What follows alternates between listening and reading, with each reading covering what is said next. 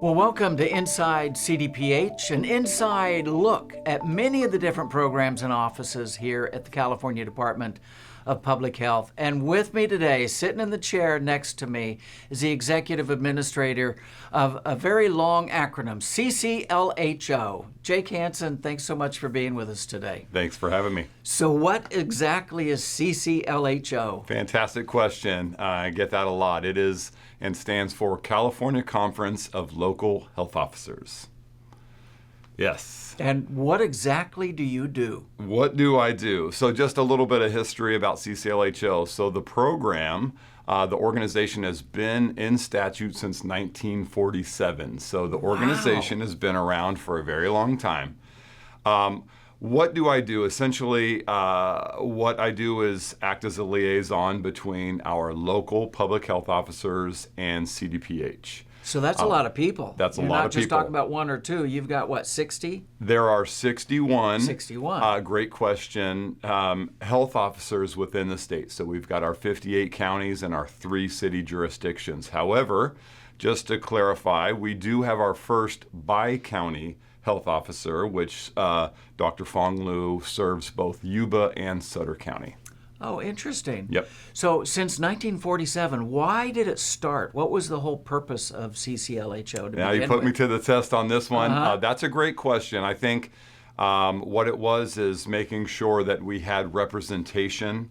If you look at the history of the department, there were other organizations that often, educated or advocated for or worked in a capacity such as an advisory body to the department. And health officers have always been had a part in health and informing California and the Department of Public Health. And so I think, at the time they just wanted to have an official organization to act officially as an advisory body to the department. And vice versa, right? And vice versa. So information goes from CDPH to CCLHO Correct. members and back and forth. Correct. That had to be difficult when COVID hit back in 2020. There was a lot of changes going on, and we didn't know what was going on. So how did you maneuver through all of that? Yeah. Well, to everybody, COVID was new. We didn't quite know what to expect. You had a new virus, new approaches about going about it. You had the political aspect, the response aspect, the eventual trauma that came about the unknown, and to our health officers about how they needed to navigate these challenging situations and the emotional toll that it took on them. So, there were several aspects, happening during that pandemic, and again with the response, and then later on as we had to deal with process with, actually what we had to deal with. So, there was many different components to dealing with COVID. And I would imagine dealing with Board of Supervisors and city councils, the politics of it all, and that had to be very difficult. And you have such a diverse group of health officers as well. That's right. Backgrounds, personalities, and as you mentioned, the 58 counties within the state. You've got your rural north, you've got your Bay Area, you've got your Central Valley, you've got your Southern California. So not to mention geographic diversity, but you've also got your small, medium, and large jurisdictions where, as you mentioned, your Board of Supervisors are going to have different priorities, whether that be for the populations that they serve or the political climate that they represent as well. How difficult was it to maneuver through all of that, to navigate through that for a few years? Yeah, I would say it was extremely difficult. Just getting to know everybody, what some tendencies were, what each individual needed just to do their job effectively. And that some of that has to do with information. Some of that has to do, as I mentioned, with just processing that information. And a lot of it had to do with, we had some veteran health officers that had been around and seen a whole lot more versus newer health officers that were just coming in, that were just getting their feet wet. And not only were they just getting to understand their position fully, they were also dealing with, a level 10 situation. Pandemic with of a COVID. lifetime, right? Exactly, right. Yeah, I haven't Yes. seen that since 1918. There it is, exactly. So it was a lifetime. Yeah. I read something that CCLHO helps strengthen the ability of California physician health officers to serve as public health leaders. How important is that? It's very important. Not only is the health officer position at the local level one of the county executives, they need to have the information necessary to serve the residents of their jurisdiction. So CCLHO acts as ultimately a convener of bringing in lots of different organizations, providing educational opportunities, informing these health officers, new or well-versed, those that have been in the position for a long time, just about ultimately what their authority is, what they can do, or maybe what they should try to navigate around, and ultimately about creating an environment of not only just with themselves, but the entire county executive team, including Board of Supervisors, about how they can, function well as a unit, again, to best serve their jurisdiction. So let's get to the nitty-gritty. How is CCLHO made up? Do you have a board of directors? Do you have an executive committee? I mean, how does that all work out? All the above. So the foundation of CCLHO is driven by a 15-person board of directors, furthermore by a 7-person executive committee. So we have great leadership. Our executive committee is made up of our current president. We have a president-elect, a past president, typical executive committee, a regulations coordinator, a legislative coordinator, and then we have our secretary and treasurer. Furthermore, we have 6 subcommittees, all of which kind of surround our base of public health. I won't go into detail of those, but essentially any topic or main idea you could imagine within public health, we have a committee for. And then even further out that creates our foundation is we have 13 affiliate organizations within the state that help to inform our committees, which informs our board about any direction. And that can involve, big policy items, legislation, any regulations that may be coming up. So what type of affiliated organizations do you deal with? For example, CTCA, which would be the California Tuberculosis Controllers Association, CACDC, which is our Communicable Disease Controllers, MSAC, mosquito and vector control. So It's very well-rounded. Environmental health, it goes on and on and on. Yeah. So why is CCLHO important, number one, and important to CDPH, number two?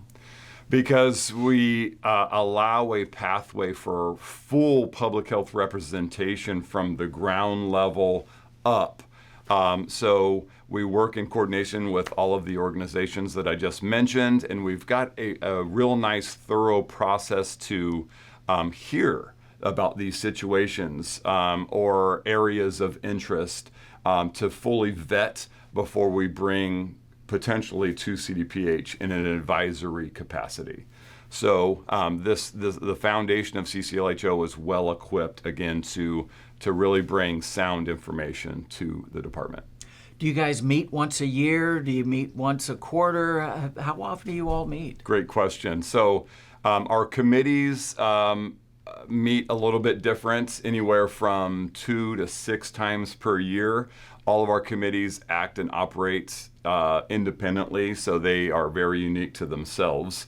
Our board of directors meets monthly, first Thursday of the month, and our executive committee meets 3 times a month, second and fourth Wednesdays, and then we always meet in person the day before a board meeting where we invite CDPH leadership to join us to talk about any urgent or upcoming items that may be occurring. What kind of items are coming up these days? Oh yeah, you name it. You name it. Certainly, funding is, programmatic funding is at the federal and state level is always an area of interest. Lately we've been a lot of talk on measles.